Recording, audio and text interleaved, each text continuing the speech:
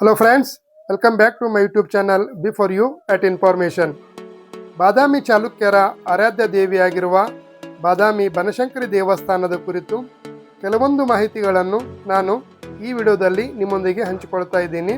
ಬನ್ನಿ ಐತಿಹಾಸಿಕ ಗುಹಾಂತರ ದೇವಾಲಯಗಳಿರುವ ಬಾದಾಮಿಯ ಕಡೆಗೆ ನಾವು ಕೂಡ ಸಂಚಾರ ಮಾಡೋಣ. ಯರಗಟ್ಟಿ ಮಾರ್ಗವಾಗಿ ರಾಮದುರ್ಗಕ್ಕೆ ಸಾಗುವ ದಾರಿಯ ಮಗ್ಗುಲಲ್ಲಿ ನೀವು ತೋರಗಲ್ ಕೋಟೆಯನ್ನು ನೋಡಬಹುದು. ರಾಮದುರ್ಗದ ಗತಕಾಲದ ವೈಭವಕ್ಕೆ ಸಾಕ್ಷಿಯಾಗಿ ನಿಂತಿರುವ ರಾಮದುರ್ಗದ ಕೋಟೆಯನ್ನು ನೀವು ಇಲ್ಲಿ ನೋಡಬಹುದು. ವೀಕ್ಷಕರೇ, ನೀವು ನೋಡುತ್ತಿರುವಂಥದ್ದು ರಾಮದುರ್ಗದಿಂದ ಬಾದಾಮಿಗೆ ಸಾಗುವಂತಹ ಮುಖ್ಯ ರಸ್ತೆ. ಇದು ರಾಮದುರ್ಗದಿಂದ ಸುಮಾರು 60 ಕಿಲೋಮೀಟರ್ ಅಂತರದಲ್ಲಿ ಬಾದಾಮಿ ಬನಶಂಕರಿ ದೇವಾಲಯವಿದೆ. ರಸ್ತೆಯ ಎಡಬಲಗಳಲ್ಲಿ ಇರುವ ಮರಗಳ ಸಾಲು ನೋಡುವುದಕ್ಕೆ ತುಂಬ ಹಿತವೆನಿಸುತ್ತದೆ. ಬೆಳಗಾವಿ ಜಿಲ್ಲೆಯ ಗಡಿ ಭಾಗವಾಗಿರುವ ರಾಮದುರ್ಗವು ಅತಿ ಹೆಚ್ಚು ಬಯಲು ಪ್ರದೇಶವನ್ನು ಒಳಗೊಂಡಿದೆ. ವೀಕ್ಷಕರೇ, ನಾವು ಬಾದಾಮಿ ನಗರ ಪ್ರದೇಶಕ್ಕೆ ಅತಿ ಸಮೀಪದಲ್ಲಿದ್ದೇವೆ. ಬನ್ನಿ ಬಾದಾಮಿಯನ್ನು ಪ್ರವೇಶಿಸೋಣ. ಬಾದಾಮಿಯಿಂದ ಬನಶಂಕರಿ ದೇವಾಲಯವು ಸುಮಾರು 5 ಕಿಲೋಮೀಟರ್ ಅಂತರದಲ್ಲಿದೆ. ನೀವು ನೋಡುತ್ತಿರುವ ಬೃಹದಾಕಾರದ ಬಂಡೆಗಳ ಸಾಲು ಬಾದಾಮಿಯ ಗುಹಾಂತರ ದೇವಾಲಯಗಳು ಇರುವಂತಹ ಸ್ಥಳವಿದು. ಬನಶಂಕರಿ ದೇವಾಲಯಕ್ಕೆ ಸಾಗುವ ರಸ್ತೆಯ ಬದಿಗಳಲ್ಲಿ ಸದಾ ಹಸಿರಾಗಿರುವ ಬೇವಿನ ಮರಗಳನ್ನು ನೀವು ಕಾಣಬಹುದು. ಈ ಬೇವಿನ ಮರಗಳು ಸಂಚಾರಕ್ಕೆ ತುಂಬ ಅನುಕೂಲಕರ ವಾತಾವರಣವನ್ನು ಒದಗಿಸುತ್ತವೆ. ಬನಶಂಕರಿ ದೇವಾಲಯದ ಪ್ರವೇಶ ದ್ವಾರವಿದು.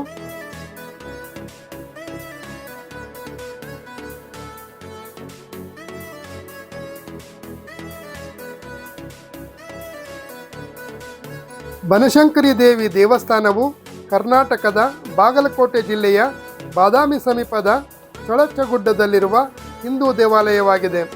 ಬನಶಂಕರಿಯು ಪಾರ್ವತಿ ದೇವಿಯ ಅವತಾರವಾಗಿದ್ದು ತಿಲಕಾರಣ್ಯದಲ್ಲಿ ನೆಲೆಸಿರುವುದರಿಂದ ಶಾಕಾಂಬರಿ, ಬನಶಂಕರಿ, ವನಶಂಕರಿ ಎಂದು ಕರೆಯಲಾಗುತ್ತದೆ.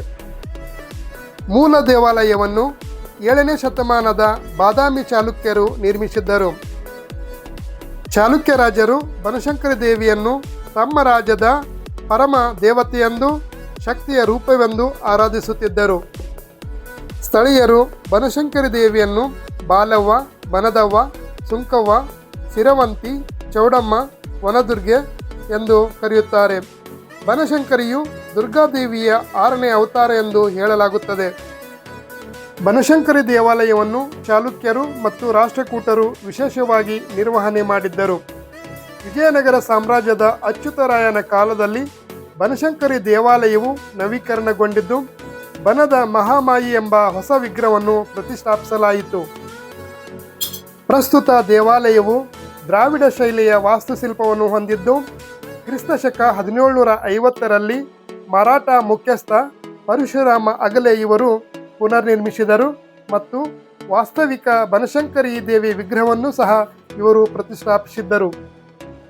ಪ್ರಾಚೀನ ರಾಷ್ಟ್ರಕೂಟರ ಯುಗದ ದೇವಾಲಯದ ಹಳೆಯ ಅವಶೇಷಗಳನ್ನು ಕೂಡ ನೀವು ಇಲ್ಲಿ ಕಾಣಬಹುದಾಗಿದೆ. ವರ್ಷದ 12 ತಿಂಗಳು ಭಕ್ತ ಜನರು ದೇವಿಯ ದರ್ಶನಕ್ಕಾಗಿ ಇಲ್ಲಿಗೆ ಬರುತ್ತಾರೆ. ಕರ್ನಾಟಕ, ಮಹಾರಾಷ್ಟ್ರ ಮತ್ತು ದೇಶದ ವಿವಿಧ ಭಾಗಗಳಿಂದ ಭಕ್ತ ಜನರು ಇಲ್ಲಿಗೆ ಆಗಮಿಸುತ್ತಾರೆ. ಪ್ರತಿ ವರ್ಷ ಪೌಷ್ಯ ಮಾಸದ ಜನವರಿ ತಿಂಗಳ ಬನದ ಹುಣ್ಣಿಮೆಯಂದು ಪ್ರಾರಂಭವಾಗುವ ಬನಶಂಕರಿ ಜಾತ್ರೆಯು 12 ದಿನಗಳ ಕಾಲ ಜರುಗುತ್ತದೆ. ಬಾದಾಮಿ ಬನಶಂಕರಿ ದೇವಿಯ ಜಾತ್ರೆಯು ಕರ್ನಾಟಕದ ಪ್ರಮುಖ ಜಾತ್ರೆಗಳಲ್ಲಿ ಒಂದಾಗಿದ್ದು ಜಾತ್ರೆಯಲ್ಲಿ ಜರುಗುವ ಸಾಂಸ್ಕೃತಿಕ ಮತ್ತು ಧಾರ್ಮಿಕ ಸಂಭ್ರಮವನ್ನು ನೋಡಲು ಕರ್ನಾಟಕ ರಾಜ್ಯಾದ್ಯಂತ ಲಕ್ಷಾಂತರ ಜನರು ನೆರೆದಿರುತ್ತಾರೆ. ಹಳ್ಳಿಯ ಜನರು ವರ್ಣಮಯವಾಗಿ ಅಲಂಕರಿಸಿದ ಎತ್ತಿನ ಬಂಡಿಗಳಲ್ಲಿ ಜಾತ್ರೆಗೆ ಬರುವುದು ಇಲ್ಲಿಯ ಮತ್ತೊಂದು ವಿಶೇಷತೆಯಾಗಿದೆ.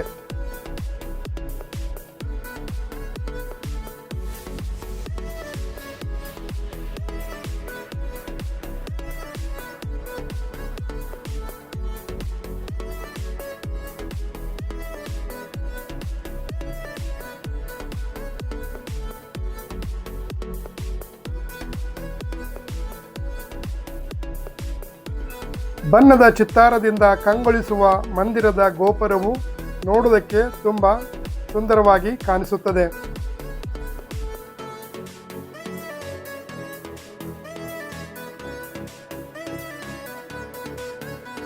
ದೇವಾಲಯದ ಒಳಾಂಗಣವು ಬಹುತೇಕ ಸವದತ್ತಿ ರೇಣುಕ ಯಲ್ಲಮ್ಮ ದೇವಿಯ ದೇವಸ್ಥಾನದ ವಾಸ್ತುಶೈಲಿಯನ್ನು ಹೊಂದಿದೆ. ಬಾದಾಮಿ ಚಾಲುಕ್ಯರ ಕುಲಪೋಷಕಳಾಗಿದ್ದ ಬಾದಾಮಿ ಬನಶಂಕರಿ ದೇವಿಯ ದರ್ಶನವನ್ನು ನೀವು ಕೂಡ ಪಡೆದುಕೊಳ್ಳಿ ಮತ್ತು ದೇವಿಯ ಕೃಪೆಗೆ ಪಾತ್ರರಾಗಿ. ವಿಡಿಯೋನ ಲೈಕ್ ಮಾಡಿ, ಚಾನೆಲನ್ನು ಸಬ್ಸ್ಕ್ರೈಬ್ ಮಾಡ್ಕೊಳ್ಳಿ. ಮತ್ತೊಂದು ಹೊಸ ವಿಡಿಯೋದೊಂದಿಗೆ ನಿಮ್ಮನ್ನು ಸಂಧಿಸುತ್ತೇನೆ. ಧನ್ಯವಾದಗಳು.